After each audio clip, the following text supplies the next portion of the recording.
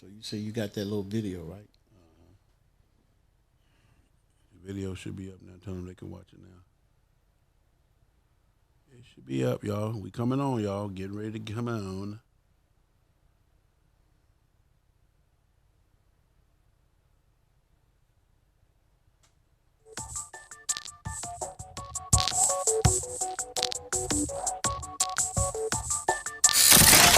Shit, man. You thought we was playing. We on live right now.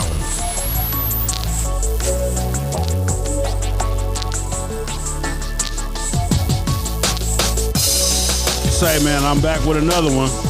I'm not gonna give y'all no break today. It's Sunday, man. I done got 2 major hitters to come through and sit on the couch, man. We're not giving y'all no break, man. Right now, I got my OG, Mr. Mackey, in the building. We finna get serious, man, about this politics, about where we at, how we living, and how it's going down, man. So stay tuned, man. FHO is a lifestyle, a movement, grown folks' business.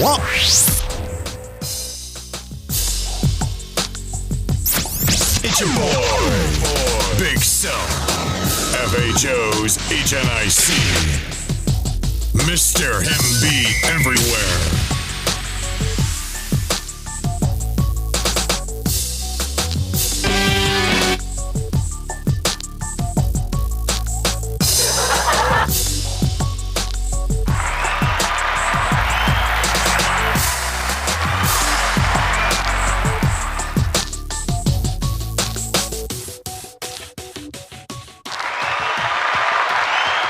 Say, man, we back on, man. I know y'all like, well, damn, Sil. I know y'all like, damn, Sil, you ain't gonna give us no break. Hell no, you don't deserve no break, man. You don't deserve to get nothing but this rawness, man. It's going down. Right now, I'm gonna let him introduce himself, but I'm sitting in the living room, man, with a man that when I first met, we just clicked. We've been on ever since. I actually got introduced to him through my wife. So, he been on the bike set, been around for years. We're gonna go talk about some of that. But we're going to get into the state of the union, man. We're going to get to the state of the black union, what's going on with us as a people. So this is going to be some political shit, some life shit, going to be some real shit, and some more shit. So, kind of get tuned in because we're going to be talking about a little bit of everything on this one, man. So here we are, man. We live, FHO podcast. Make sure you support the channel. Go tell everybody. If you're watching this, share the video right now because this is what you want to share, man. I promise you. It's going down, man. So I'm going to let him introduce himself, and we're going to take off, man. My guest, it's my honor, it's my pleasure.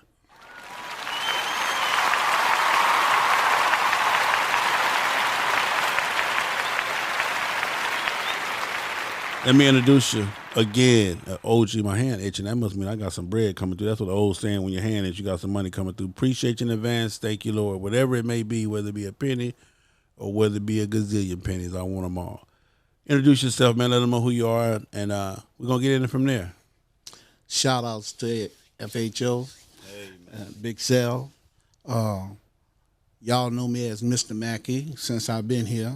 I'm from New Orleans. Y'all know me as the guy you never see without his Saint stuff on. And if you think I don't have it on right now, say, man, we didn't need all of that shit right there, man. We didn't need. He's a true safe fan, and he's still my partner regardless, man. You know what I'm saying? Oh man, how real about quick them too. Cowboys? Yeah, shout out to my man Barbecue. His nephew just got drafted for the Cowboys in the NFL draft. So shout out to my man Barbecue. He's one of the members of Memphis Pound for Pound. So shout out to nephew. Hey, we love you, nephew. I got to get his name and everything. I was just excited, man, and so excited. It's kind of on my mind, but we're gonna bring that back. Hopefully, I can get an exclusive podcast with him as well. Coming from college, being drafted into the NFL. So y'all stay tuned for that, man. So. Anyway, but right now I'm sitting here with my OG, and I just give him OG status no matter what his age is. We probably around the same age, and he probably got me by a couple of years, just a few. But I love him, just a few. But I love him, brother, and it is what it is. So, matter of fact, let me find that piece. Hold on one second, y'all. Let me get this because I want to play this piece. This is what kind of drafted this whole conversation that we having right here. Let me see. Yeah. What did you send that to me on, Mac? You sent that to me on Facebook, and I tagged you in it. It's on Facebook or Messenger? I think it was on. I put your name and some of the other. Oh yeah, it was a right. post. It was a Right. post. That's right. It was a post on Facebook. Y'all, let me find this post. We're gonna play this post and we're gonna dissect this thing, man, for real. That's what we're gonna do. So hold on, let me find it. I should have saved it and tagged it to my thing, but I'm gonna find it. It's right here. Ew. Okay. And I'm gonna ask him why was this post, because it's a very powerful post, trust me. But we're gonna ask. I want to ask him why was this post so important to him? Hold on one second. It's coming up. Here it is, right here. Boom. Okay. All right. So let me play the post, and then we'll get into it. Okay. Hold on, y'all. Let me get this thing set up. Roadcaster Pro. Okay. Make sure we on.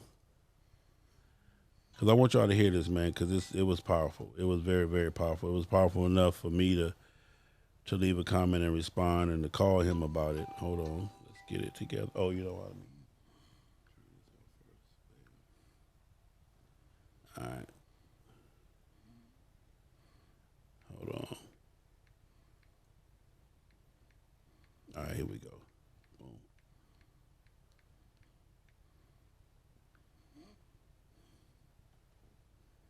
All right, here it comes. Hold on. Let me get this together. Hello, everybody. It's Mackey, and I wanted to make a video today to speak on something that's been on my mind for a while. Just because it's just getting to the point where it's just getting old. You know what I'm saying? And so I just had to get this off my chest because I felt like it's a lot of stuff that needs to be said, and not necessarily that if I say it, it's going to be any different than when anybody else says it. But this is for me. I need to do this, you know? So I was just watching the video of the guy from North Carolina. I'm gonna call him D. Franklin because I don't know how to pronounce his first name. And he was at a Burger King. I don't know the situation. I don't know who was right or wrong or I don't know any of that. All I know. I'm gonna start right there. Let me ask you this, Mr. Mackey. Mm-hmm. Can you make assessments without knowing the whole situation? Yes. You can. Yes, you can. You can. All right, we're gonna finish. I just wanted to, because he brought that point up when he says I don't know the whole assessment. I don't know, and I said, and I asked you that because a lot of times people always say, well, you don't know what went on before that, and sometimes you don't need to know what went on. Well, let me correct this. If you're in law enforcement, Yeah. you're trained to make assessments. If Okay. you're in the military, you're trained to make assessments because you have split seconds to make a decision that could mean life or death. Okay. Okay? There it is. There. Hold on. Is police pulled up. They asked the guy to put the gun down. The guy reaches to put the gun down. He's in the process of laying the gun on the ground, and they just spray him with bullets. And so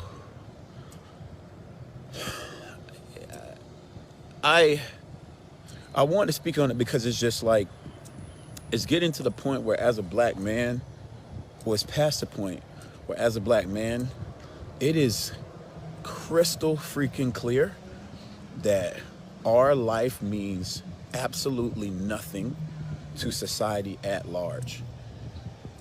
It means nothing. It's exceptionally frustrating when I get on my social media and I see somebody tie a dog up, an animal, and then there's outrage about it. And I'm not saying like abuse animals, but what I'm saying is, where the fuck is that outrage when a black man is being shot to fucking death for no reason? I'm sorry, Aunt Ruby, I'm sorry, family, for my language, but I am frustrated. I am fucking sick of people coming on my status telling me about Second Amendment rights, but then not saying anything about the Second Amendment rights for black people. I'm tired of getting online and seeing a rally with some old country behind biker gang looking white men flying some freaking Confederate flags, all of them strapped up with rifles, and they have the ability to peacefully protest with the fucking guns on them visibly and be protected by the police. Now, if that same scenario happened where there is a group of black people instead of a freaking Confederate flag holding up a Black Lives Matter sign, if one of them had a gun visible, it will be a mess. So if you're gonna come talk about Second Amendment rights, why I don't have the right? Why don't I have the right? Why not? Let's start right there. Okay. It's obvious, Mr. Mackey, that this young man is, do you know this young man first? Yes, Okay. I do. Okay. So it's obvious that he has seen enough where he's finally frustrated with what he sees. And we're gonna get into this thing more. We're gonna play the whole video. But I wanted to stop it right there because I'm pretty sure that all of us at one point in time have felt exactly like he feels. Because I tell you right now, I stay angry and mad as a motherfucker. And I'm going to tell you right now, I can't stand the police. And it just is what it is. And my whole family, most of my family, my father, my mother, all of them are law enforcement. And I say that based on the fact that, like, because this used to be my thing when I was growing up. Yeah, Dad, y'all not racist or y'all not that, but these other motherfuckers is. You understand what I'm saying? Right. So it's obviously he's fed up. And it's obviously he wants to tell us, and he has the video. If you want to see this, I'm gonna share this video. Share it to my Facebook page. So if you want to see the video, because he has the examples of when he's talking about the police, the guy at Burger King, how the police drew down and shot him, and so forth. And then even in the rally where he mentioned the biker gang, the white biker gang looking, that's the stereotype that we get. But I understand what he was trying to say. And even at that rally in that video, one of the guys actually fired around into the crowd and walk right past the police. Exactly. So knowing who this guy is and knowing what is his frustration, man? What is he frustrated about?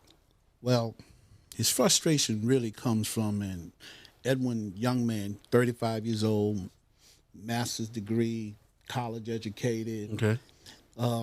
He says in the video, he tells you, he hasn't punched the clock since 2010. So he's an entrepreneur. Okay. Okay. So this young black man, and let me paraphrase something. I have a son. He's the third, right? And he's never been locked up. Okay. He's never had problems with the police. He understood the rules. But I'm going to touch on that in a minute about the rules, because, see, this is what this is all about. My son understood the rules coming from me. I got the rules from my father, who was a police officer when black police couldn't arrest a white man or a black man. He had to call a white cop to do this, okay? So, see, this is how far I go back with this here. Okay. Okay? There are rules in society, and this young man is frustrated because he sees it, and the thing of it is, everyone says, oh, I'm conscious, my third eye, et cetera, et cetera. But in life, there are rules. Okay. And if you don't know the rules, you don't know nothing.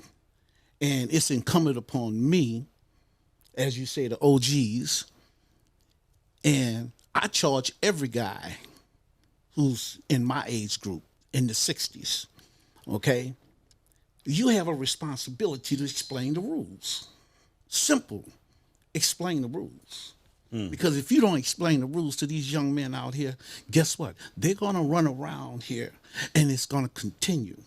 And they're going to continue going to prison. They're going to continue getting killed because they don't know the rules. It's just that simple. Okay. And when you say know the rules, we're talking about generationally being handed down how to be a man, how to present yourself, how to act accordingly, how to have a backbone, how to have a structure.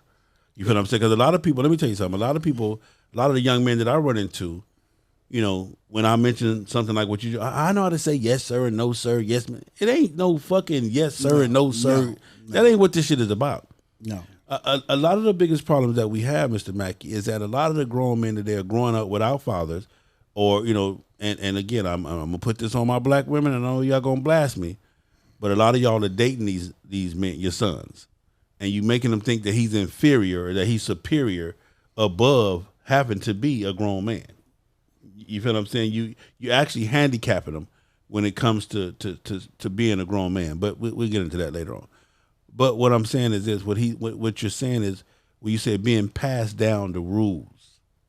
Right. Yeah. Right. I want that to be understood. What do you mean by the rules? Okay. When I say the rules, okay, when I use my age group, my father's age group, my grandfather's age group, okay? My father's 86 years old. He still works. That's because he wants to. Okay. Okay? But my father and the men in my family were all strong men. So we, the men in our family, we knew what we had to do. We had to work hard, be responsible, et cetera, et cetera. Failings come with life. But over the years, you learn how to adapt. So the rules my father told me, and I'm going to say this so y'all can understand it fully. He said, you're smart, but you can't go on that white man job telling him what to do, okay? And that used to infuriate me. Whoa. Because I grew up during the time of the Black Panthers that originated in California, and the second chapter was in New Orleans, okay? Now, understand this, and I need you to understand this clearly, okay? My father and I would go back and forth because I always believed from a young man that I was not inferior to no white man. It's just not in my DNA. But I understood over time why he told me these things, being he was a police officer so long and the times the way it was back then. So let me ask you this though. Did it make you look at your dad different when you guys would get into these debates about, you know, how he thought you should have responded and how you want to respond or how you feeling you should respond? No, it didn't make me look at him any different because I always knew he was a strong man. I did something and I had to educate my father because as a young man, I watched him. My grandfather owns his own business. He owned the cleaners, and we knew everybody in the city, in the outports, delivering clothes as a kid. And I watched my father as a young man tell his dad, you have to change the prices on the jeans. You can't charge 50 cents to starch jeans anymore. And him and his father got into it because his dad, my grandfather, didn't want to change the prices. But that argument stood with me because he was adamant about it, because he knew at that time it was time for a change. You cannot stay with those same prices and make money moving forward. Okay. So I say that to say this. This is the same argument I had with my father. But he knew how smart I was, but he was afraid because I was so militant. So that was that. So when you were growing up, that was considered militant to take that type of stand? Yes, I was considered militant because I didn't care. I still have that attitude. I don't care. Yeah. You know, and I'm always going to be that way. I don't care. Okay. I'm a compassionate man. I'm a loving man, but don't get me twisted, okay? Because I'm gonna leave that right there. Don't get me twisted. Okay. Right, my kids know me. Yeah. They know their dad. I've never hid anything from them because I knew I had to do certain things in order to assure their future. And in order for me to assure their future, there are trials and tribulations and things that I had to do that weren't popular. But like I said, by any means necessary, because I referenced earlier that I came up during the time of the Black Panthers. Yeah. Okay. And I watched the police in New Orleans with tanks go down in the Desire Projects with tanks, with undercover cops. I'm going to call his name out, that punk ass, Melvin Howard, okay, who infiltrated and snitched on the brothers. Okay. And he still hated. But at the same token, I knew what they were trying to do. Okay. I knew what the Panthers were trying to do. So, it's about educating yourself to the rules. Okay. Third eye open. I don't want to hear that crap. Have you cracked the book? Have you read The Spook Who Sat by the Door? Have you read Malcolm X's autobiography? I mean, what do you know about your people? I don't want to hear all of that foolishness about, oh man, no. What do you know about the rules in life in order for you to survive in this world? There it is there. Let's get back into some more of this video. Let me see where we at. Is it that I could see a video of a white guy walking down the street with an AK strapped to him and getting into an argument with a police officer with an AK strapped to him, and nothing's done? He's talked down, but then the black guy says nothing, is trying to comply, trying to just sit his gun down because he don't have the benefit of being able to carry his fucking gun because he's a criminal. He's a thug when he gets a gun. But it's an American. You're an American when you got a gun and you white. Now, God knows I love everybody. Gay, straight, black, white, whatever. You know what I'm saying? I don't have a problem with anybody. I'm definitely not racist, and I definitely don't even allow that type of crap around me. When I was 13 years old, I was taken in by a white family, and since I was 13, they have been my family, along with my biological family. I was raised by legit the village, black and white. So this don't have anything to do with like having a problem with white people, because I've had a white family for like the past 22 years of my life. I'm 35, and those people came in my life when I was 13 and held me down. So this is not anything to do with any type of racial thing as far as me being mad or something. But what I am mad about is the fact that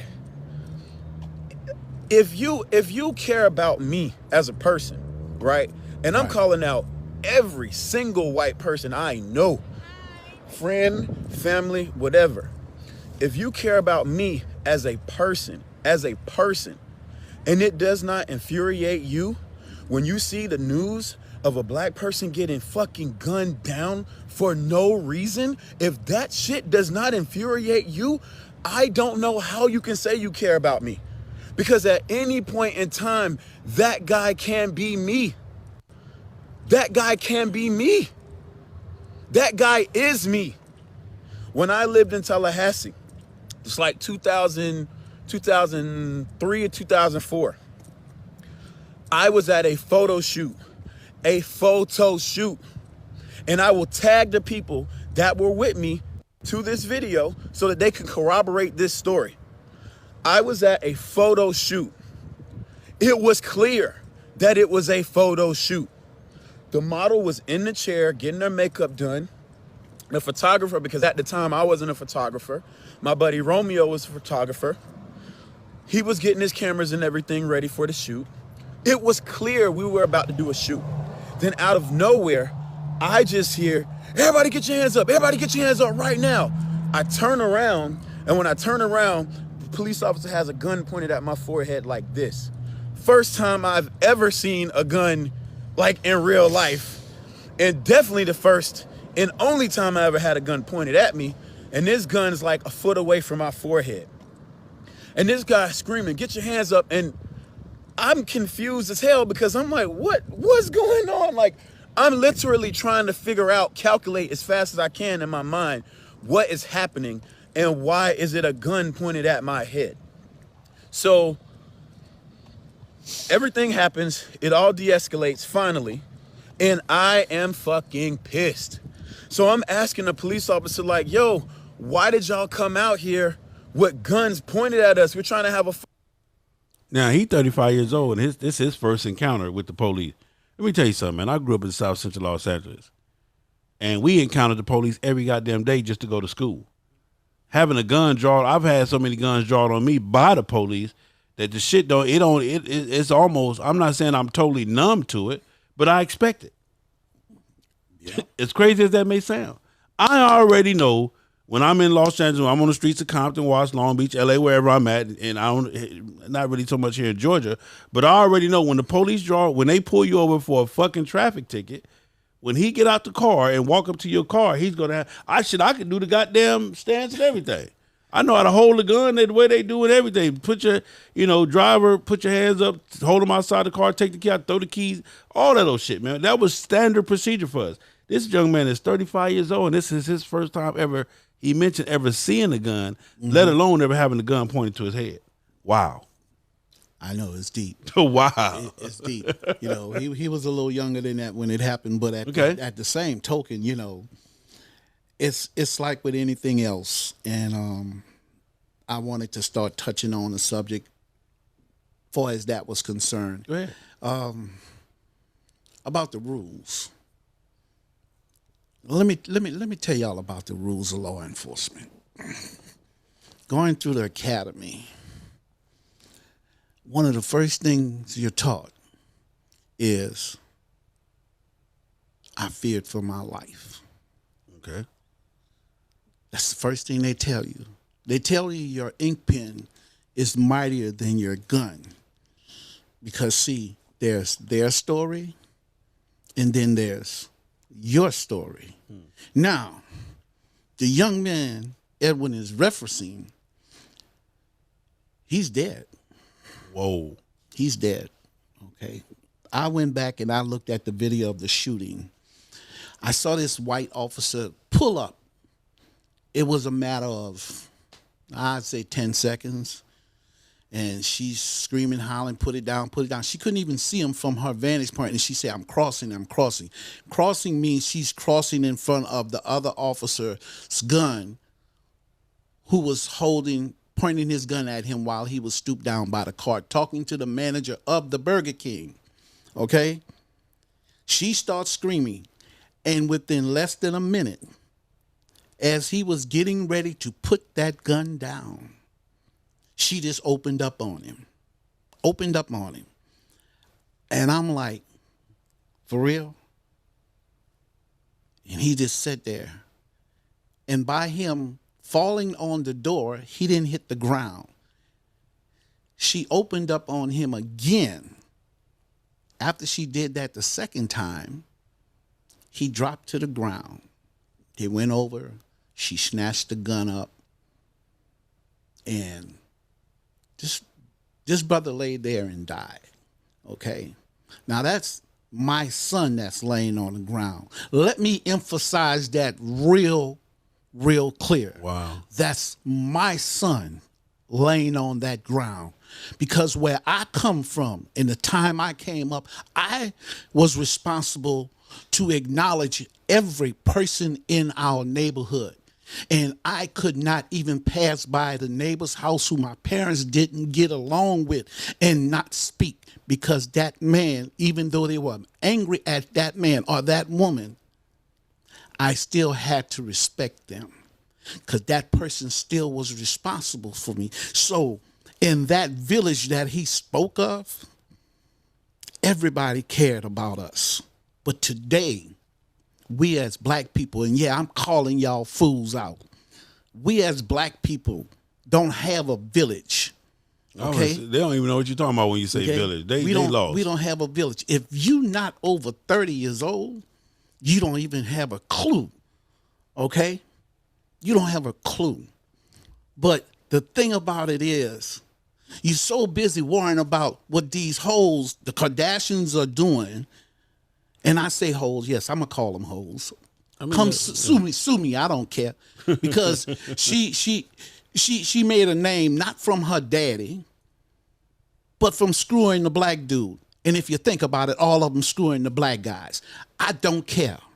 Like I told you, I don't care. It is what it is. You know, get it where you fit in. Get it where you fit in. But black people, you need to know the rules. And those of y'all who are older and you still don't know the rules, guess what? You need to listen up today. All right? Because first rule is you need to hear what I'm telling you. Even if you don't like it, I don't care. Life makes you have to take the good with the bad. It is what it is. Let me say this too, not to cut you off, because I hear the passion. A village. When Mr. Mackey speaks on a village, when we grew up, before PlayStation and Nintendo and Xbox and all the rest of that shit, where you had to go outside. See, a lot of y'all kids and a lot of y'all today, if you had to go outside, you'd be mad as a motherfucker. That was the worst thing you could do to us back then, was punish us where we couldn't go outside. I know that's right. I'd take an ass whooping, I'd take the dishes, whatever it is, but just let me go outside. Well, in today's time, that is a punishment to send a child outside. You got to go outside and play. You can't be in the house, because this is what grown folks was. You wasn't allowed to be around grown folks. But when Mr. Mackey speaks on a village, what he means by that is that when we grew up, the whole neighborhood was responsible for the whole neighborhood. You didn't have to be my mother in order to be my mother. I didn't have to be your child, your son, in order to be your son.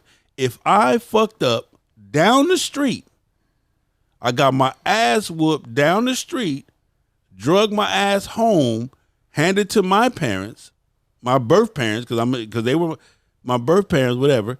And I got another ass whooping, because that's one thing that you would not ever do when I was growing up was, nigga, don't embarrass me in front of nobody else. Do not have nobody else have to chastise you for some shit that I done already taught you about and done told you about. That was one of the worst ass whoopings you can get when I was growing up. Oh, yes. You bet not embarrass me. You bet not have nobody and come and tell me about some shit you did that was disrespectful or some shit you did that was bad, or because that was you just could not do that type of stuff. You could not embarrass your mother and father by out there acting up and acting bad. You know, I have village. I'm not too good with making jokes, but for y'all younger people who don't understand, that village, that was the true Bloods and Crips. Okay, that was the true Bloods and Crips, because you would get an ass whipping at the corner. And when you went home, okay, or if you walked two or three houses past the corner where the first person snatched you up at, and 2 houses later they saw you, you'd get an ass whipping from them. And then when you got home and you told them what happened, you get an ass whipping. Then they're going to call up your aunt and your uncle and your grandparents. Oh, man. And guess what? You might as well go through the gauntlet, because you're going to get it. Trust me on this here. You're going to get it. A village. And you will not open your mouth and say anything. But just like when I come out on a set and people say, oh, Lord, here come Mackey, he talk too much. I don't give a fuck. That part. Okay? Because when I talk to these young men out there, the first thing I say, come here, son. Come here, sweetheart. Come here, darling. Come here, young lady. Let me speak to you for a minute. All right? Because when I see them, I see my children, because they're my children. And I'm responsible for every last one of them out there. And like I said earlier, if you don't want to hear what I say, I don't care, but you ain't going no fucking where. Okay? I ain't going nowhere, that's for sure. And you ain't going nowhere, yeah. So you're going to stand up and hear me. And you're going to take the good with the bad, but you're going to hear what I'm saying. And when I spoke about the rules earlier in life, I'm going to give you the rules. And one of the rules I was telling you about, let me peep you some game to start this off so we can clarify. When a police officer pulls you over, okay, Go ahead. they tell you, shut off the car, roll the window down. To accept, press. Hold on one second. Hey, caller. I'm on live right now. You trying to be a part of the conversation? Go ahead. They tell you, put your hands out the window, et cetera, et cetera, et cetera. Y'all know the drill. Shoot, what's going? Now let me explain you something about that. Okay, to save all of you a lot of trouble. This is the rules. From working in that position, doing this here, let me tell you, as a black man or woman, if the police pull you over, you already know you don't really have to stop immediately. Put your flashes on, acknowledge them, drive somewhere where it's well lit, preferably a gas station where there's cameras, okay? Get in the most well-lit place. Turn the lights on in your car. If you have four doors, put all of your windows down. There's a reason for this, okay? Police officers walk up to your car. The first thing they do is touch the trunk of your car. Why is that?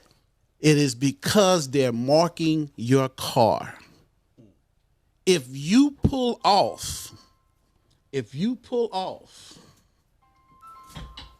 So they're marking it with their handprint? yes. Okay. All right, let's get this. He finna give y'all some. He give y'all some game right now. You got the phone, take the call. We're a real audience. They know we got real life shit going on over here. That's the kind of audience I got. They know. Hello. Yeah, he giving y'all some game right now. Y'all better listen to this.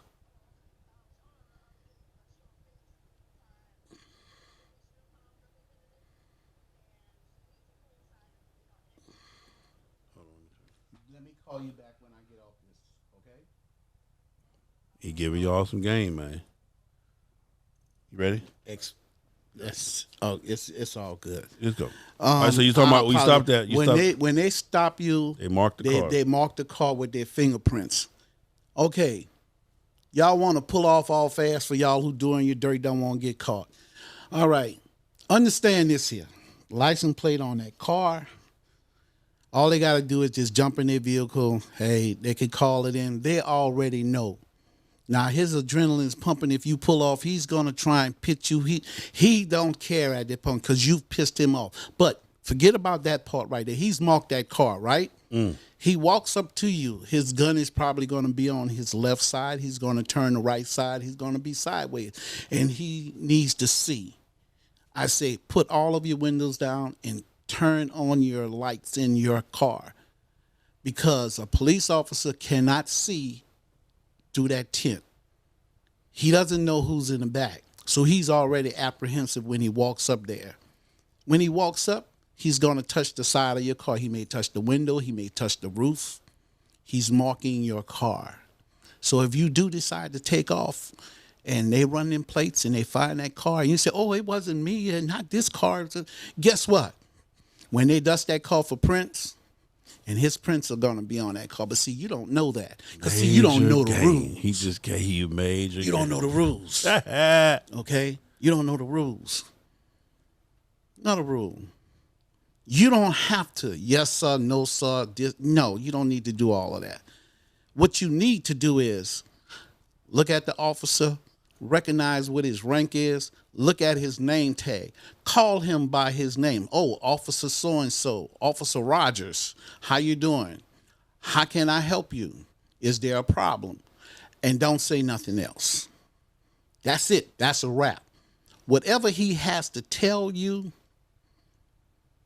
he need to tell you. All you say is, okay, sorry about that. Okay.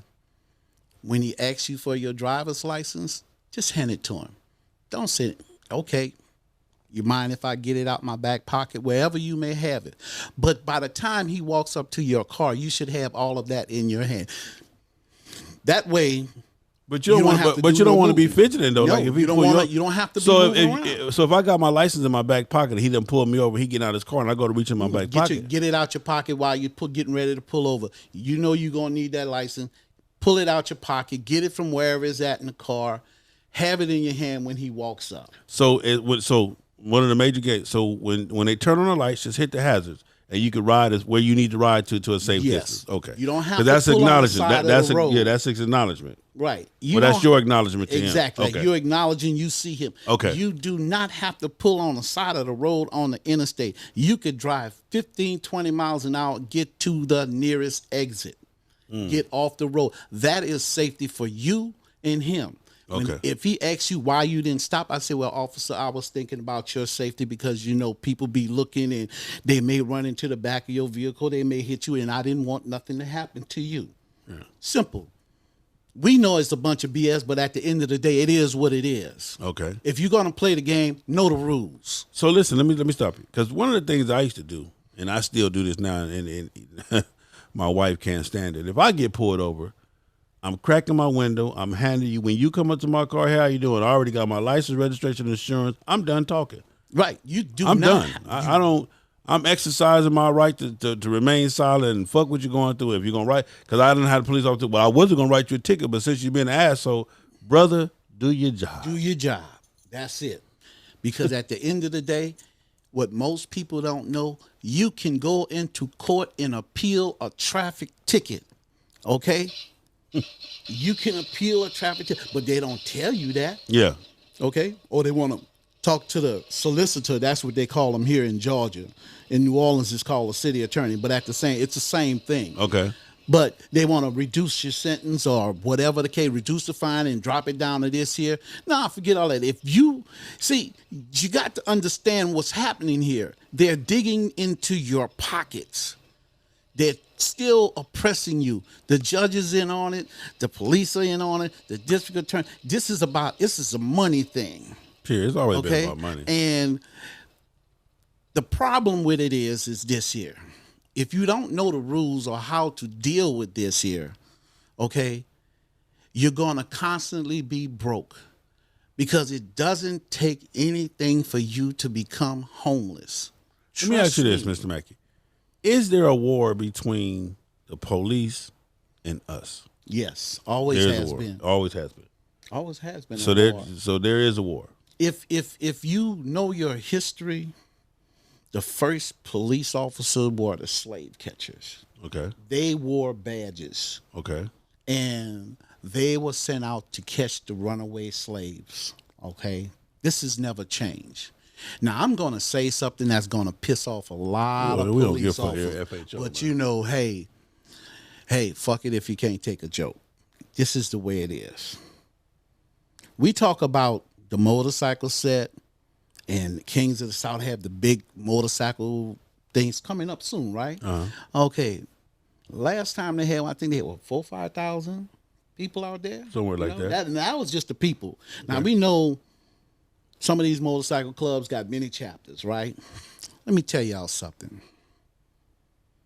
The biggest gang there is the police department.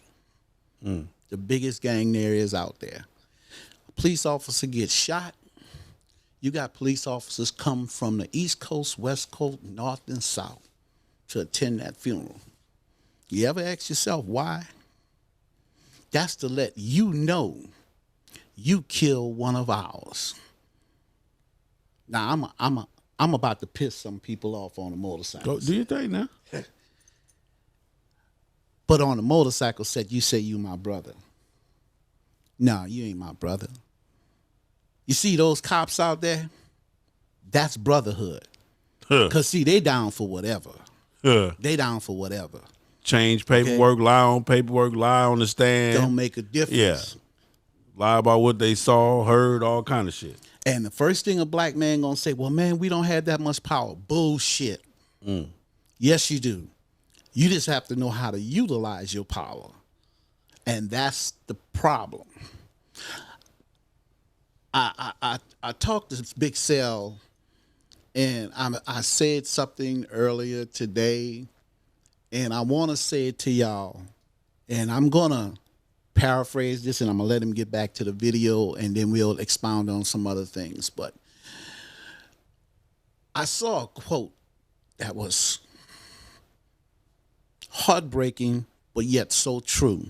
And me being the militant that I am, you know, I could see myself telling a group of men this here. I'm a paraphrase for you, and I'm going to use myself as a person speaking. I was talking to a group of 1,000 black men about the situation that's going on in the country today. And I asked them, I said, we are 1,000 strong. How many of you are willing to die for the cause? Because see, so many has died for us prior to this. Are you willing to die for your people? If you are, step forward. And of this 1,000 men, black men, 900 of them stepped forward. I say, I'm so proud of you. I say, now turn around and look at those 100 men. Those are the first ones we need to kill. Wow. Wow. Understand what I'm trying to say to you. Those are the first ones we need to kill. Because if we don't kill them, and I'm not advocating killing a black man because I don't want to do it, but I know this here.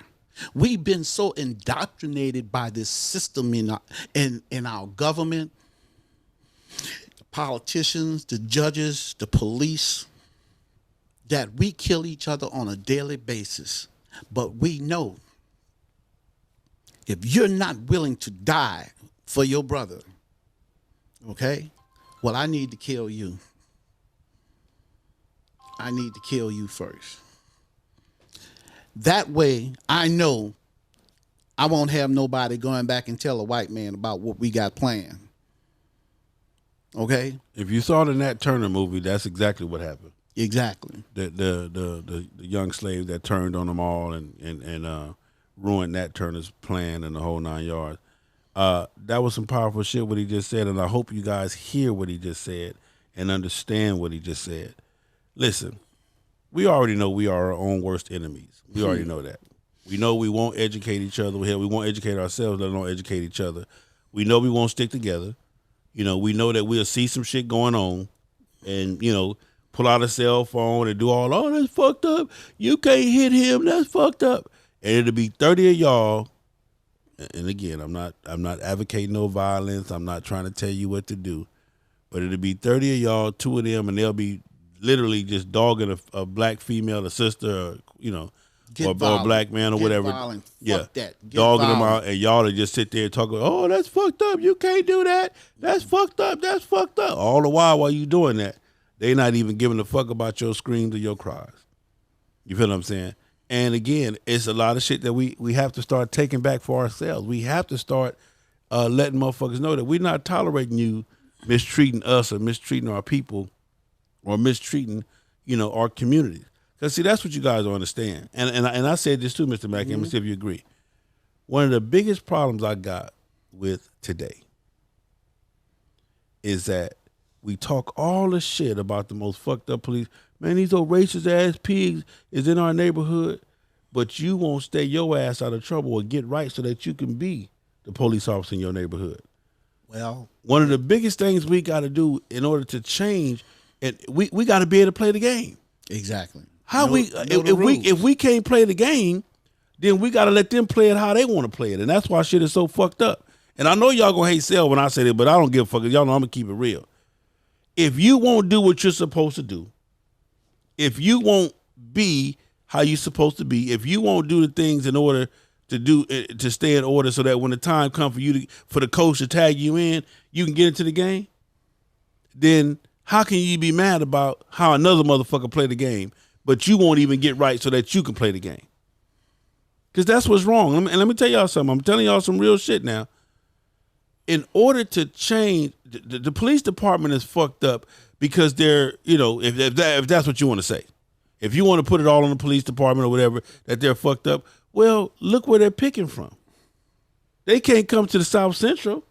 They can't come to the hood to grab you because you know why? You was too busy trying to make $1 selling dope. Well, sell, man, fuck that. I was out here trying to feed my family. Well, you didn't sell a quarter ounce of dope and go to the grocery store. No, nigga, you sold a quarter ounce of dope and went to Foot Locker. Hello? You sold a quarter ounce of dope, nigga, and went to the swap meet. So don't give me that bullshit about you was out there selling dope so that you could feed your family, so that you could take care of your business, because that was none of your motherfucking concerns in the first place. This shit was all about you. He's selling dope because... It was all about your own selfish desires, all about your own selfish pleasures. You feel what I'm saying? It had nothing to do with, man, I'm just out here trying to feed my family. Bullshit. Well, nigga, your family ain't at Foot Locker, nigga. They not at the mall. Huh? They not at the motherfucking mall. They not at the motherfucking swap meet. They at home starving. I'm just, like I said, I know y'all gonna hate sale. Y'all already know. Y'all already know how I give a fuck about. I'm gonna speak it 100. And again, I have been guilty of that shit too. I didn't break bread with my family. Yeah, when it was time for me to break bread, I mean, I do now, and I have now, and I grew up. It got to the point to where I understood that we are all we got. You feel what I'm saying? We're all we got. I'm just telling you, man. And I've been telling y'all this for the longest. Same thing with the bike set. The bike set is fucked up and gonna be fucked up because we some fucked up individuals. How about that? That part. Yeah, how about that? The bike set, us, we selfish, we petty, we cowards, we won't stand up for shit, we won't fight for shit, we won't lay down for shit, we won't. Let me tell you something. That bullshit that they had not too long ago about Gucci. We're going to stop wearing Gucci. Man, you motherfuckers with Gucci crazy. You feel what I'm saying? First off, a lot of you motherfuckers, and I'm going to say this. A lot of you motherfuckers buy shit because another motherfucker got it. Because another motherfucker got it. What kind of shoes is them? A lot of you motherfuckers don't even understand who it is that you buying from. You don't even know if they even like your culture or your brand or your you don't even know that. You just buying shit because another motherfucker got it. I'm telling you, this shit has been going on since the beginning of the time. And if I don't do nothing but at least say it, I don't give a fuck if it changed or not. I said it. You can't say you didn't hear it because Big Sale told you it's some bullshit. Big Sale told you it's some bullshit, and Big Sale told you it's time for us to start taking responsibility for our actions, for our own self. It's time for us to start giving a fuck, because that's another thing we got too, Mr. Man. I hear this shit all the time. Well, so that's them motherfuckers over there, man. That shit ain't got nothing to do with me. And that's the biggest mistake we can make. Let me tell y'all something about the rules. Do you know that if you see a brother, and I'm just going to use this hypothetical, beating up a sister, that it is clear you can go there and whip his ass with just as much force or greater force than what he's doing to that woman in order to stop him from doing that and not go to jail. I say that to say this. Listen to this real close. Real close. If a police officer approaches you and you fear for your life, you can request, and you should only say it once, that they send out a supervisor. First off, he does not have the right to put his hands on you. If he puts his hands on you, turn around, put your hands behind your back, tell him, if you click, take me to jail, because you will not take these cuffs off of me. But if he tries to agitate you in any kind of way and he puts his hands on you, you have the right to whip his ass. Hear what I'm trying to tell you, because no police officer has the right to assault or commit a battery upon you. All right?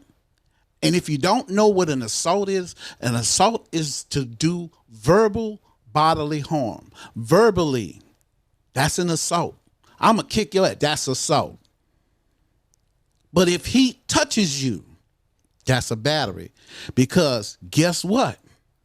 If you touch him, That's a your battery. ass is going to That's a jail battery. for battery on a police officer. And what is the first thing they're going to say you did? You resisted. But he has no right to put his hands on you. If you see a police officer abusing a child or a woman or a guy out there, and you know this officer is wrong, you have a right to whip his ass. Don't worry about his boys coming. Deal with the consequences. What did I say about the 1,000 men? Okay? If you not willing to die for the cause, okay, stay where you are. But when those 900 men step forward, guess what? What did I say? Those 100 that stood there, that's the first ones we got to get rid of. Understand the rules. They tell you their story, but the rules, if you don't know them, because a lot of y'all up there, and some of them police officers and black ones too, yeah, I'm calling y'all asses out, okay? Instead of you saying, well, let me break this down to some of my brothers in my club, break this down to some of them little boys out there on them crotch rockets going 100-something miles an hour trying to get to some place that ain't even moving, it's going to be there when they get there. Wait.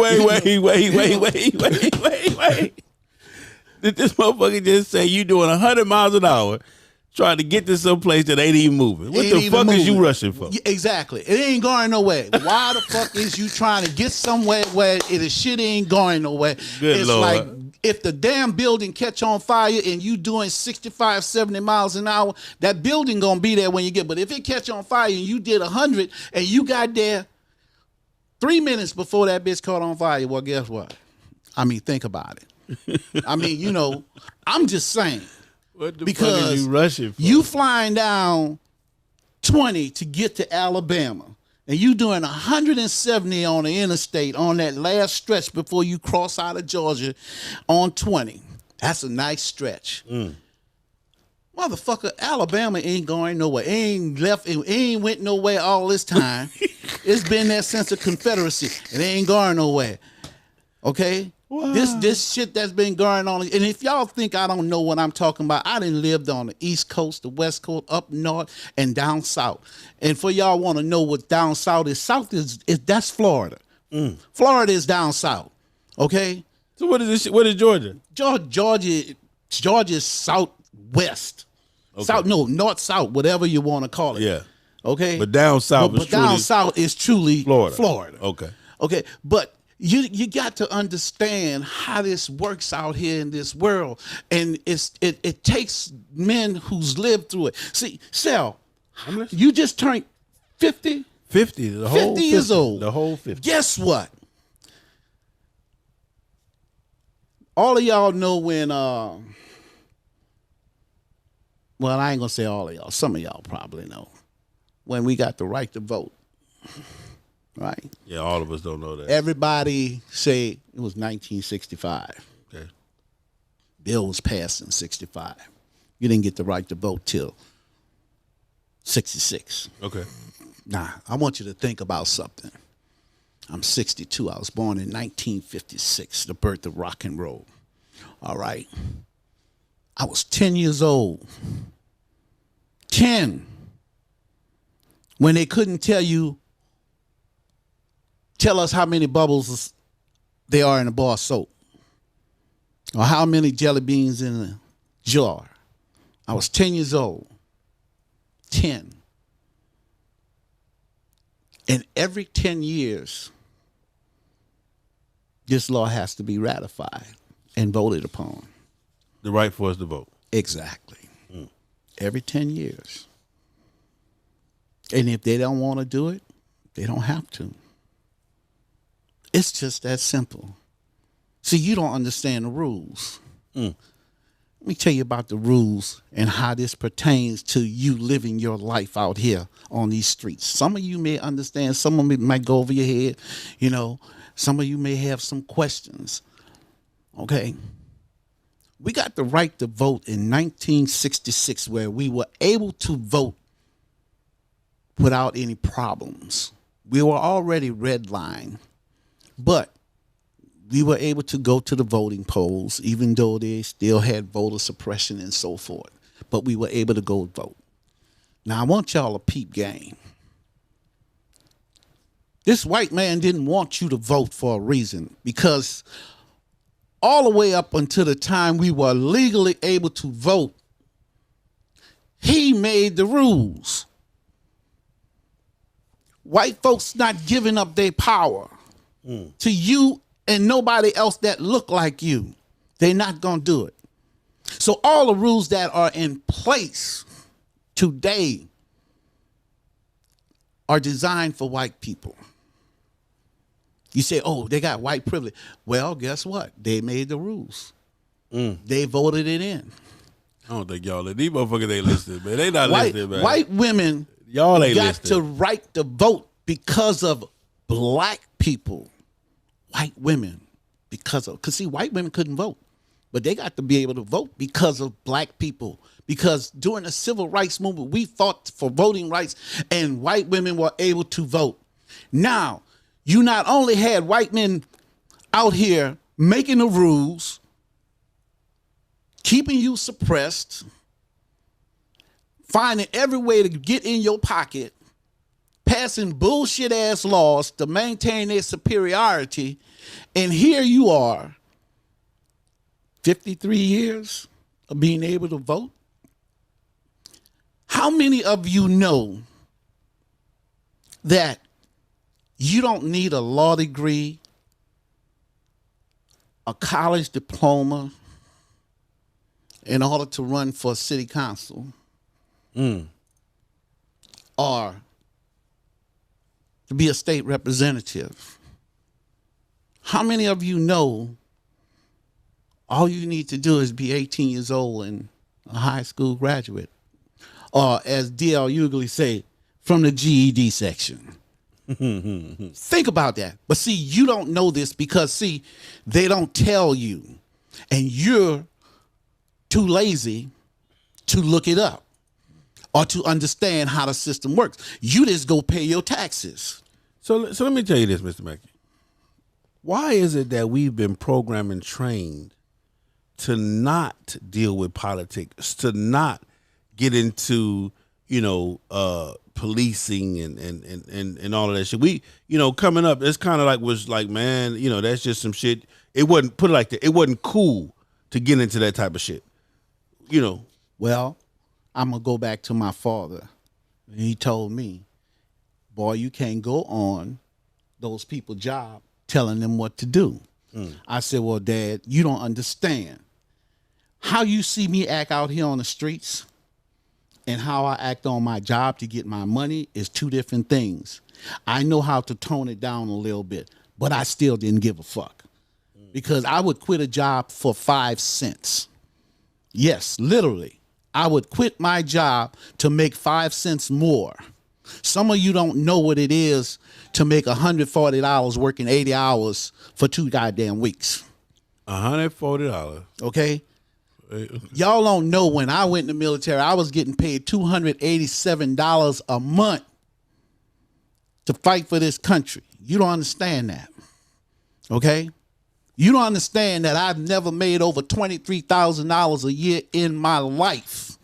And I'm 62. And I quit a job here working for the Phillips State Prison because they wouldn't transfer me closer to my home, and I walked off. And I ain't never worked for nobody since but me. Because, see, I'm from New Orleans. I'm going to eat. And I know some of y'all don't like people from New Orleans here in Georgia, but I don't give a fuck. Because guess what? If I could come here and get paid, that's what I'm going to do. And I ain't worrying about you liking me because you don't pay my bills. Okay? But yet, no, you think you balling. You think you running things. Let me tell you something, okay? Because you don't understand politics. You don't understand the rules. You thought Mayor Kasim Reed was running shit here in Atlanta. Guess what? You see them white folks up there in Buckhead? That's who runs shit in Atlanta. Always have, always will. All right? What's that? That Mary Norwood? Uh-huh. Okay, that's the little skinny white lady. Okay, we got a black woman who's mayor in Atlanta right now, right? Uh-huh. Okay, Keisha Lance Bottoms. Yeah. Right. Now, if you pay attention to the news, you would have seen just recently she was bitching Mary Norwood about not having enough police presence in Buckhead. Well, who the fuck is you? You just a spokesman for one of the in Buckhead now. You know about no. She is somebody. She is somebody. Because all they was doing was just breaking into some cars and shit. But y'all ain't paid attention to what's been happening over the last 20-something years. They don't want you Negroes out there. Okay? So what they do? What? Coyote Ugly? And all of those other clubs that y'all used to go to out there, shut that shit down, man. Put a big hole at where all them clubs was. Put high rises up there. Make sure I don't want you out there. Period. Okay? Because them high rises costing $1 million for your state, and y'all ain't got that kind of money. Okay? Stay out. But what about right there by Clark, Atlanta, Spelman, Morehouse, Morris Brown? Okay? What did they do over there? What did they fix up? Where's all this money at they got? You paying for that stadium, right? Yep. You paying for that stadium Yep. with your taxes. Sure is. But they didn't tax you to pay for that area to get fixed up on the street. But if you go right across 20 on that same street from Morris Brown and them, you know, you got some really nice apartments over there just as you get off the interstate. And not too many of y'all can stay in those apartments. But see, you got to understand, when white folks made all of these rules and got into power, and they finally gave us the right to vote, okay, they were already situated. Your tax dollars pay for the schooling Out here and all of trying this. to do a photo shoot. But you are on the other side of that red line. But you paying the same tax dollars, but your children are going to inadequate schools. Okay? But you still paying the same amount of money as everybody else. When you go to the gas station, you paying damn near $3 a gallon for gas if you're riding a car with what takes premium gas. And a lot of you black folks out there riding around in Mercedes, BMWs, that's premium gas, baby. Ain't no different than what that white boy paying. So how come he's living better than you? They made the rules. Now, you remember I touched upon you could be 18 years old and be a state representative? Yes, sir. Hey, guess what? Teach your children the rules. Tell them to go out there and be in politics, because the only way we can do it is unless we get up in there and we change some of the rules. Well, I know you got in order to change the rules of the game, you gotta be at least a player to be on the field. See, this is how it all works. Let me break this shit down to you. You got to do what you got to do to get on the field. Then you got to do what you got to do to make the team. Then once you make the team, you got to do what you got to do to become a team captain. From a team captain, you go to team leader.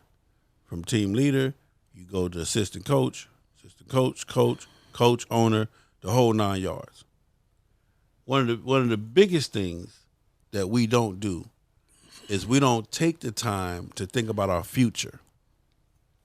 A lot of us, including me, I'm an ex-con, 15 years in state prison. I thank God that I got it together. I really do. It wasn't easy. Took me going back-to-back prisons and dealing with all the shit that I was just trying to find my way. You know, trying to do shit according to the way that, I thought the home, the way it was. And I had a mother and father, love them to death. Y'all know my mother and father. Y'all see them every chance I get. I met some dealer there in California right now. So, but anyway, I'm saying that all to say this, is that we have to get to the point to whereas you don't fear the police because you know there's nothing. Like me, I got a motorcycle license. When I'm on my motorcycle, the worst thing he could do is pull me over and tell me I was speeding. Okay, my nigga, I was speeding. Let me get that ticket, man. You know what I'm saying? I'll deal with this shit in court. And I fight everything. I don't give a fuck. I don't know if you ask. I fight a seatbelt ticket. I don't give a fuck. I'm not just voluntarily paying shit. You're going to have to drag me through the mud to get a dime from me because I ain't got it. But I'm legit in all aspects of life. I got my driver license. I got my my motorcycle license, my child support paid. I do the best that I can to be right. I try to stay my ass away from people because I don't want to hurt nobody, and I don't want nobody to have to try to hurt me. You feel what I'm saying? But one thing I'm not going to do, and one thing you're not going to do, even I don't give a fuck if you're a police officer, I don't give a fuck who you is disrespect me or try to handle me any kind of way. Like you said, I'm one of them 900. And out of the 900, I'm one of the 90 because I'm going. I ain't playing no games. I'm all in. And I say that to say this, even with the state of the motorcycle set right now, people policing people patches and who gave you permission to ride your motorcycle over here. And man, I ain't having none of that shit. I'm telling you that right now. I ain't having none of that shit. Who gave me permission to ride my motorcycle is when I went and bought that motherfucker. They said I could ride free. That's the whole purpose of getting on the motorcycle, so you can be free. How the fuck did you get on a motorcycle? Now you in slavery by being on a motorcycle. Hey, that's how the mentality is. Listen, man, y'all gonna cut that bullshit out dealing with me, man, for real, and be in the FHOMA family, and to all of y'all. And again, I'm not trying to be no asshole. I'm not trying to start nothing, but I'm just saying, man, look, I had back some time. Remember I used to wear the yellow shirt with my little patch sewn on the back of it back then, the Dickies and all this. And I had the guy tell me, you know, you don't have a right to wear that. Y'all know who I'm talking about. White boy with all the tattoos, bald head from 10, 12 years ago. He was with this club, the James Gang or whatever. Mm-hmm. He told me that. We was over there at that rally over at the Capitol building that day. And told me, say, you know, we make you take that off. I say, the fuck you will. Okay? His president was about 39 years old at the time. And he walked up to me, and the little brother, I told him, I said, man, let me tell you something. Motherfucker, I did more in my life by the time I was 20 years old than what the fuck you are right now, okay, than the average man 40 years old. I say, if you touch me, I will fucking kill you out here in front of these white folks. This my shit. You don't tell me what the fuck to wear, when to wear it. Bitch, you not paying for that. I've told white folks when I moved in that subdivision, and y'all, I live in Paulding fucking County by the hillbillies, Jethro, Ellie and Jed Clampett. I tell y'all that shit all the time. Check peep game. When I moved in that subdivision, 6 white boys walked up to my house and telling me what I should not, won't, and will not do about fixing cars and this and that, there and the other. I got a $50,000 Audi parked in my driveway, okay? A sports car and an SUV. And I said, you know what? I hear you. I was smoking a cigarette. One of the other guys was out there. He was smoking, and they standing in my driveway. I just moved in this house. Let me tell you how white folks is. And I was like, yeah, I hear you. But see, they didn't know who they was fucking with. They didn't know. They ain't know. They ain't know. They ain't had a clue. I said, yeah, I hear you. I said, let me tell you this here then. I said, I hear you. You know what? You're absolutely right about working on the cars and the driveways and this, that, there, and the other, and so forth and so forth. I said, I really hope I don't see near one of y'all doing that shit. Okay? I said, but let me explain something to you right now. Over the next 30 goddamn years, this house is going to cost me about $430,000 to $450,000. If you ever cross from out that street onto this driveway on my grass again, okay, bitch, you better have a car note.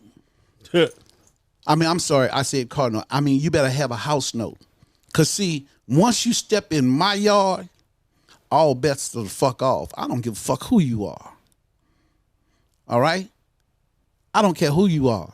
You don't come somewhere where I'm paying $1,200, $1,500, $2,000 a goddamn month and tell me what I can and cannot do at my house. Okay? My house. Bitch, you got me fucked up. Okay? And guess what? They ain't never came back to Mr. Mackey's motherfucking house again. And the people in the subdivision have been begging me for damn near 20 years to be the president over the subdivision. You know what I told them? Y'all ain't fucking ready for me. Because guess what? Ain't nobody gonna be paying no goddamn dues because they ain't got shit here. I ain't got a pool. I ain't got a park. Fuck you. I don't pay homeowner association fees. I don't pay that shit. Yeah. I'm like, man, and my shit is only $55 a year. I'm not giving you shit. What the fuck you gonna give me? You gonna cut the grass at the front? You got me fucked up, like I said before. But see, y'all don't understand. Cause see, when you give a white man power, y'all don't understand. He said, oh, that white privilege. No, he instituted his white privilege before you were able to vote by instituting his laws. All right? Now, you give a black person some power in your subdivision. I just say it's a black subdivision, God forbid, and you got a treasurer, this, that. First thing you got to worry about is motherfucker stealing the money. Yeah. Okay? Then you got the grass police. Just like you got the goddamn police out there on the set. The patch police. Think about this shit. Give a nigga some power, he loses his goddamn mind. And he always fuck it up because the power goes to his head. All right? But when you have your checks and balances, and we all, that 900 that's on that same page as that 1,000, we won't have that problem. But, you know, there are some things in life, and you need to understand this here. As a young boy, I used to go places. I always did have a car to go places from young. But I used to see the elders, and when I would see that older lady, she probably was 45, 50 years old at the time, and I'd see her where I grew up in the 7th Ward, light, bright, damn near white. Y'all brothers call them the red bones. But anyway, I see this black lady riding in her Lincoln Continental, and I would always say, damn, her husband take real good care of her. Yeah. You know? Yeah. And I was proud of that because I said, oh, that's a black man doing this thing. Like my daddy. Call him George Jefferson. Because he moved out to 7th Ward further up and bought a big house. And my mama name is Louise. So Louise was moving on up. You hear what I'm saying to you? Daddy had a Cadillac every 2 years. First black man in the neighborhood to have a brand new car. Man, let me tell you something. Y'all ain't feeling me on this here because you don't even understand what time of day it is. If you weren't so caught up in the bullshit about worrying about what another motherfucker has, you'd be able to learn the rules. But see, I learned as a young man, I have never, ever been jealous or envious of anybody. I've always been happy for my people with whatever you got. Yeah. Whatever you got. What's this little boy, man? He kept getting in trouble here. He kept going to jail. Was that Gucci? It was Gucci Man. Gucci Man. Yeah, Gucci Man. He got I think he had a white Maybach back in the day when we used to hang over there. Gucci Man. Yeah. Yeah, used to be hang over there at the Frozen back in the day. And he had a white Maybach. Let me tell y'all something.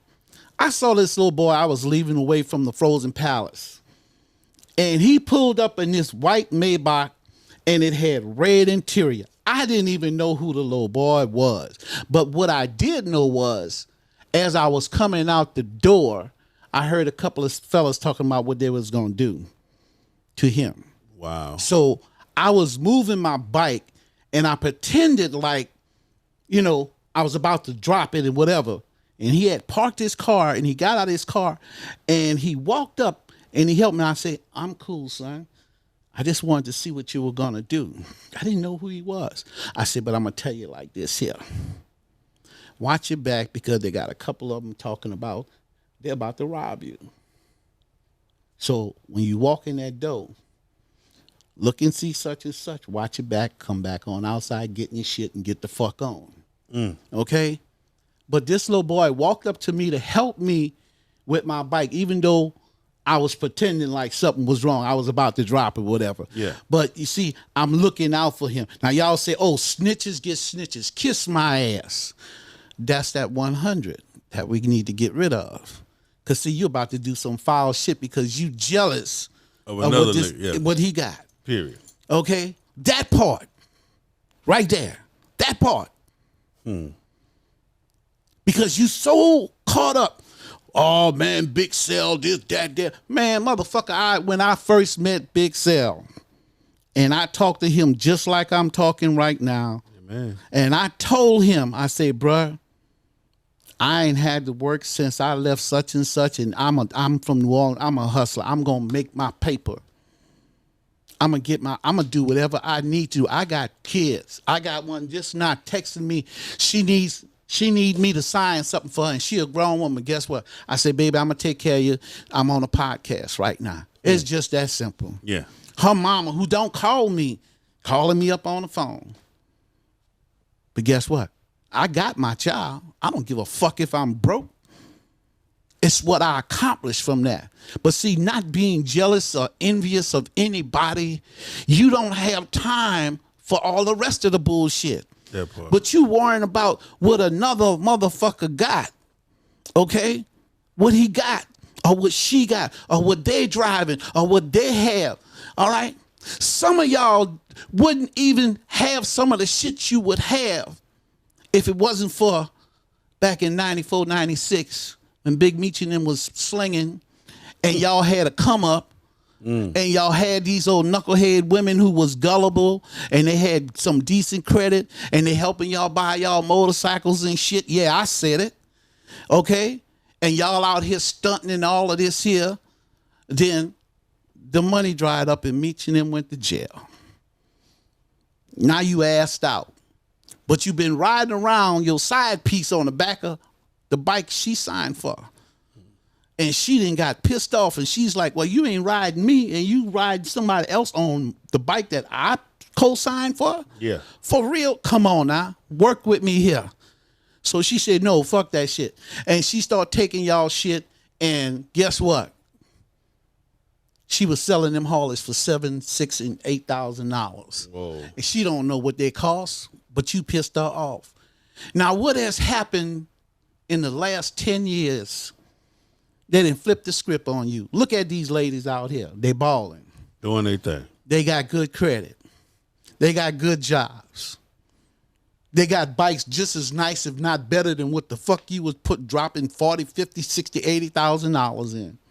Okay? And all she wants from you is, hey, just do your part. It ain't hard to do. Because, brothers, I'm going to tell you like this here right now. And it's going to make a lot of y'all mad. A lot of y'all going to be mad when I say this. You don't run shit. Never did. Never will. Woman has always been there in the background, taking care of everything. Everything. But all she wanted was for you to just get there and do your part. And you failed her. So now we got women being with women, okay? And I don't have nothing against the gay community. My daughter is gay. Definitely don't have nothing against them. But this is what you did. Wow. Because you weren't pulling your slack. Because you don't understand the rules. Because your testosterone got in the goddamn way. Peep game. You think you run shit?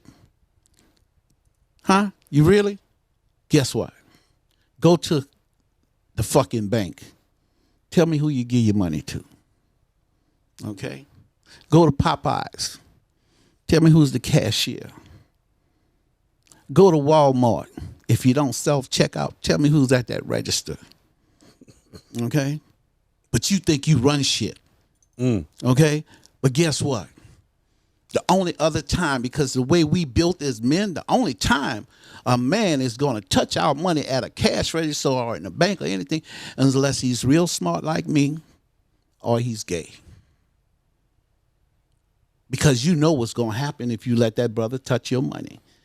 He going to take the whole goddamn week's receipts and he going to go try and flip it. And then your black ass didn't follow the rules and you're going to be in jail. Right? And guess who she going to be with? Somebody else who followed the rules. But you think you run shit. Now, if you pay attention, women have said, you know what? Enough is enough. I don't want to do this no more. I'm just going to get out here and do me. And they've come out. They're running for political offices. They're starting their own businesses. They're doing their thing. And they've gotten leaps and bounds within such a short period of time over you. You don't even see it because you still thinking with your dick. Okay? Yeah. It is what it is. You don't run shit. But she just wants you to do your part, man. Do your part. And if you forgot to do something, guess what? And she asks you, hey, baby, you going such and such? Oh, baby, I'm sorry, I forgot. And stop what you're doing and go take care of it and then go back to what you was doing. It's just that simple. And she will give and do anything for you. Trust me on this one here. Because you have placed yourself in a position right now, whereas you won't explain the rules to the young men out here. You won't tell the young men how to treat our women out here. You handle our women like they're bitches and hoes out here, and you wonder why they don't want to mess with you. Now, we're going to have some skanks out there. You know, I always made the statement. And guess what? I know two of my kids listening to this right now. They're a 4th generation hoe. I know who the fuck I am. I don't have a problem with it. But one thing, I always took care of my family. Nothing comes before that. And those young men out there on them sport bikes and those young men out there that need mentoring, you who know some of the rules need to get there and explain the rules to them because they don't know and they're starving for this knowledge. It doesn't make a difference how much you know, but the little you do need to be passed on to them. They're going to listen, but you just got to go and tell them. The brothers who working in law enforcement, pull that young man aside. Break this shit down to him. You see, we got millionaires out there on the set. I don't care about that.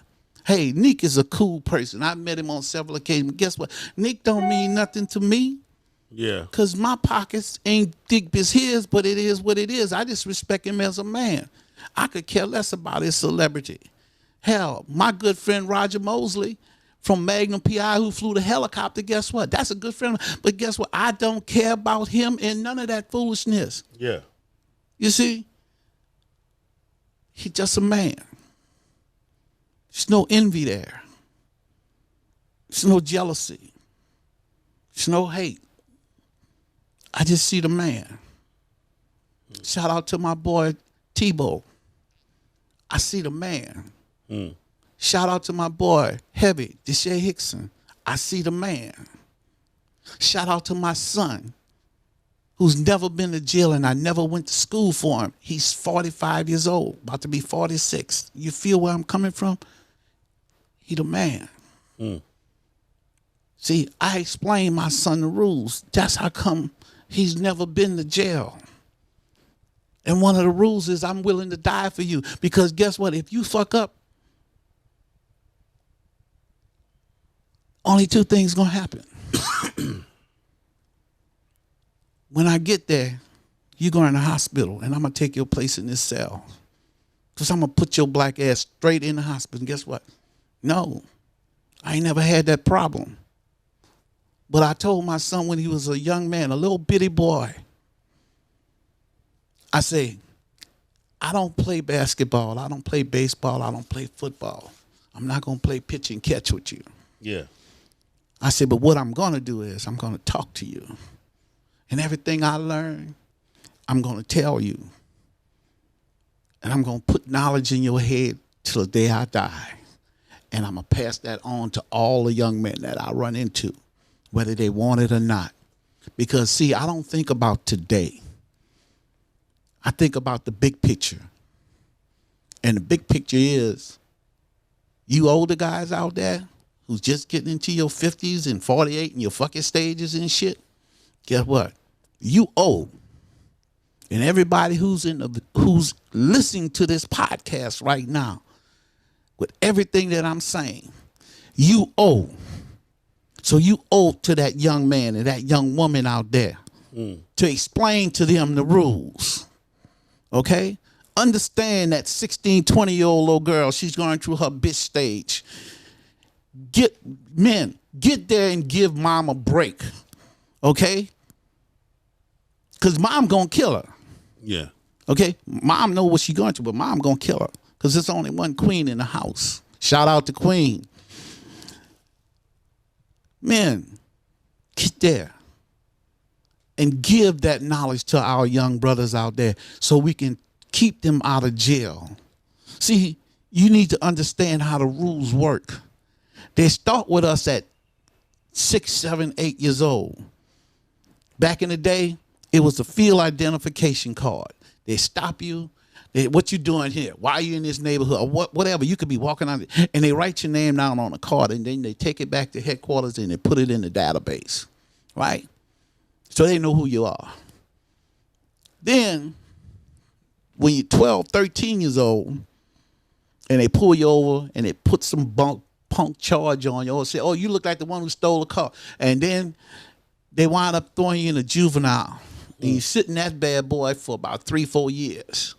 Okay, so now you're 16, about to be 17 years old, coming out of juvenile. Now, you're 17 years old. In Georgia, you're 17 years old, you're considered a man. Yeah. All right. But 17, you come out there, you've been indoctrinated, son, and you didn't even know it. So now you come out, you don't know no better, you ain't had no guidance. You go out there and you fuck up.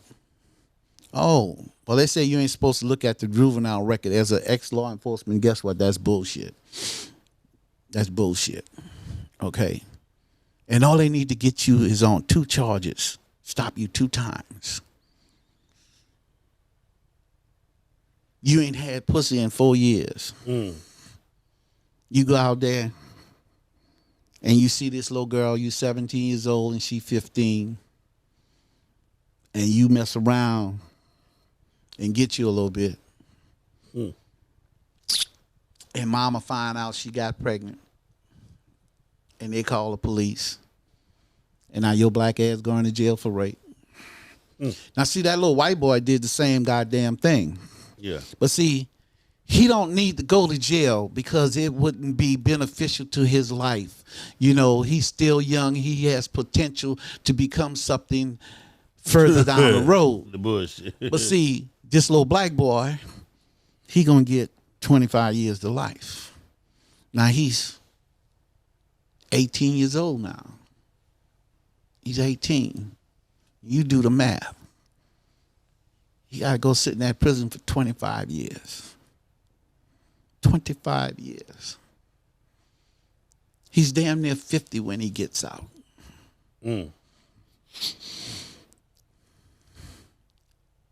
And when he comes out, he don't know shit. But this thug shit. So what he do? He come out here, he violate, and they send him back in till he's 65. And see, you got to understand how the system works. The system is going to lock you up for 30, 40 years.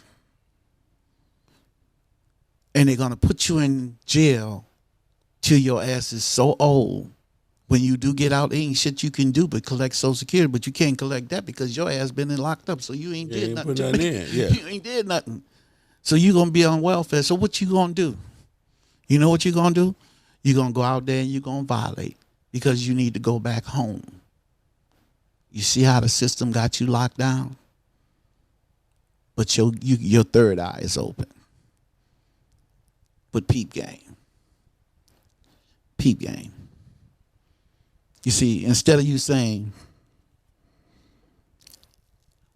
and no offense to the strippers for what I'm about to say, instead of you taking your stupid ass to the strip club and throwing $250 of your money away on a stripper, and you ain't even gonna get your dick sucked, okay? And you got them latest Jordans. I didn't even know Jordans cost that much because I ain't never bought a pair.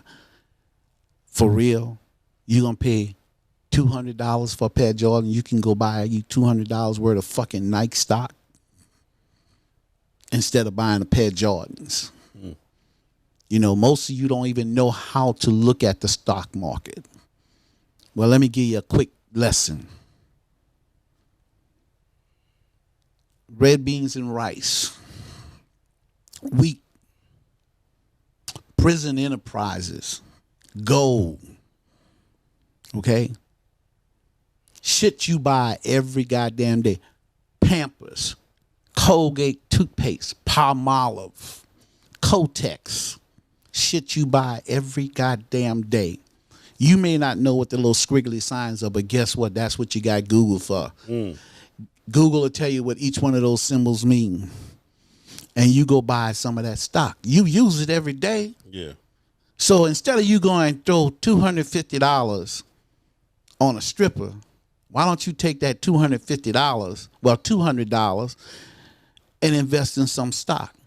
And take $50 and go to Walmart and buy a bottle of wine and a few little things and some chicken or some salmon or something like that. That cook a meal and tell your girl, come on over and have a meal cooked for her, right?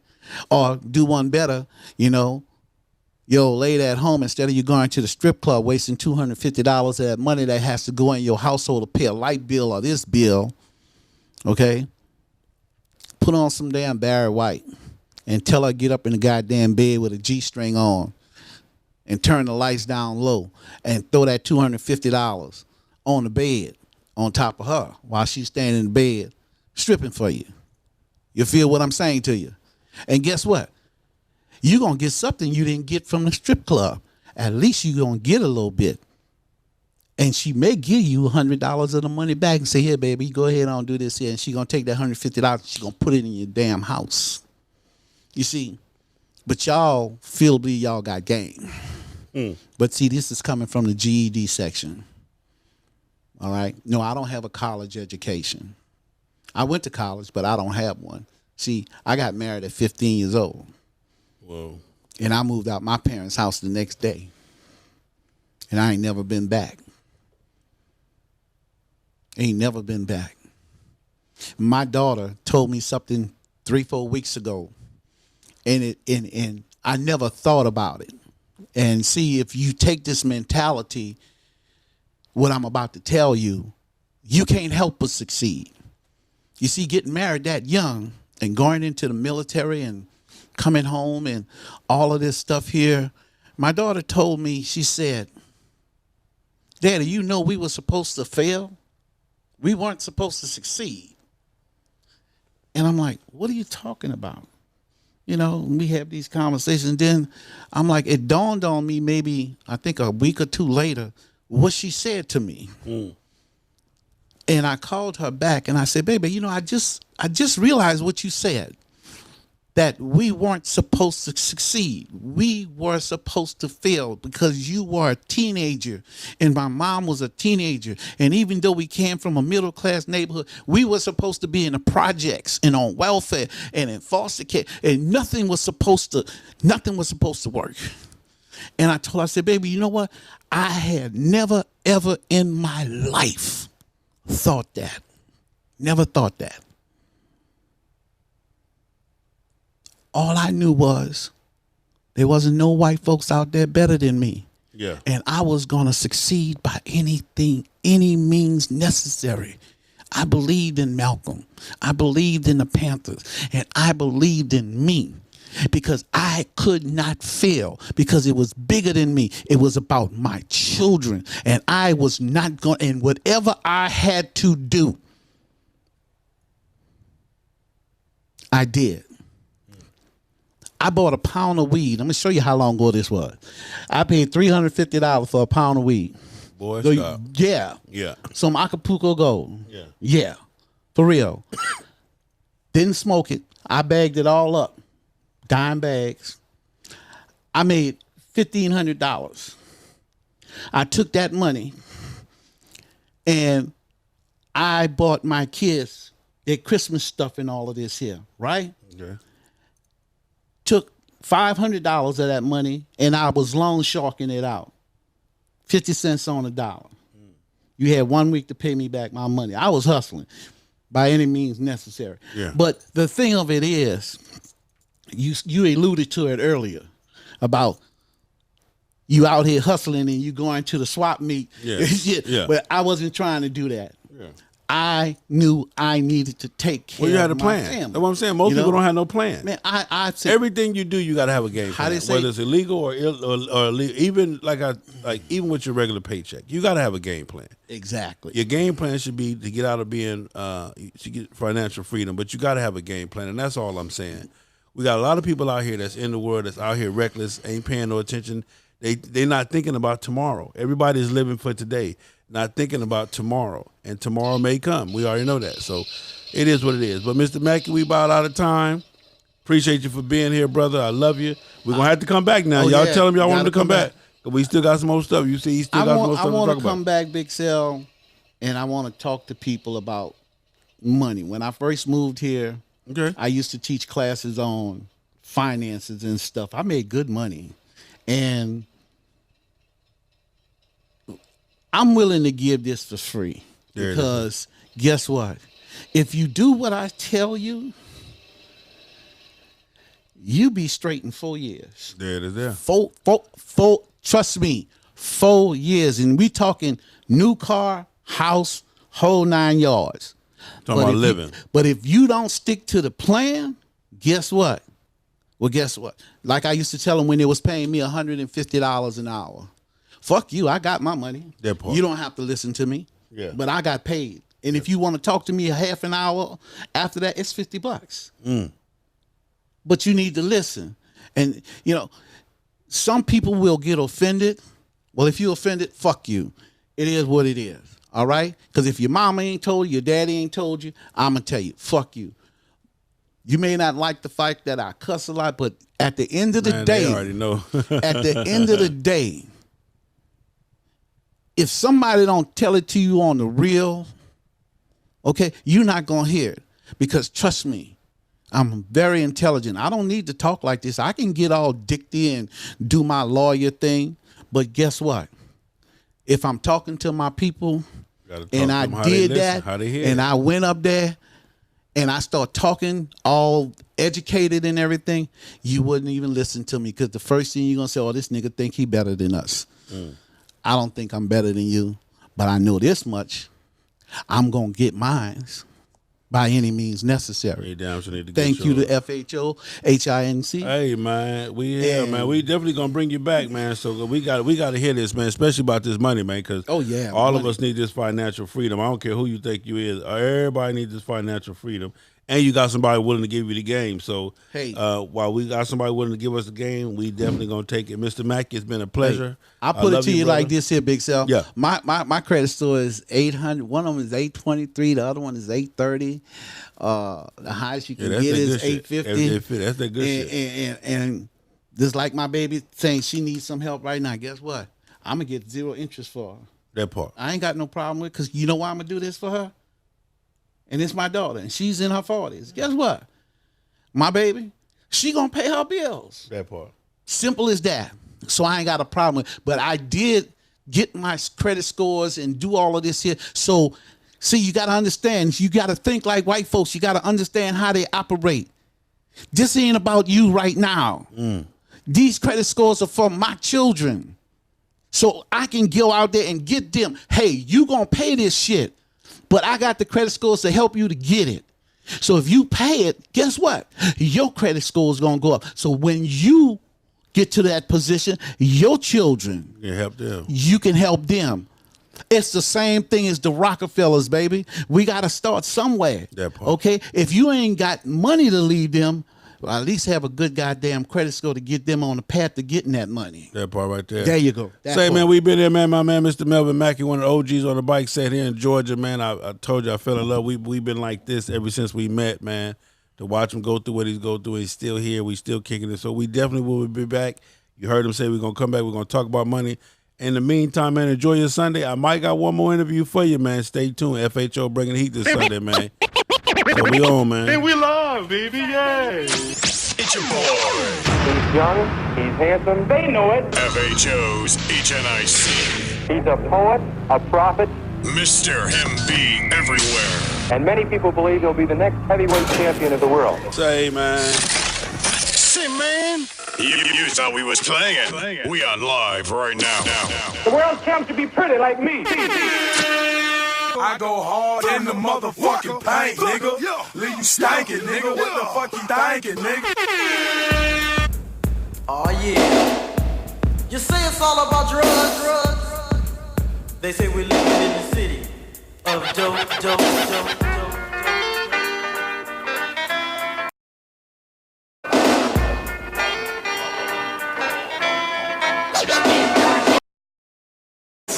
Don't go no farther. My name is King T. I like to introduce my partner.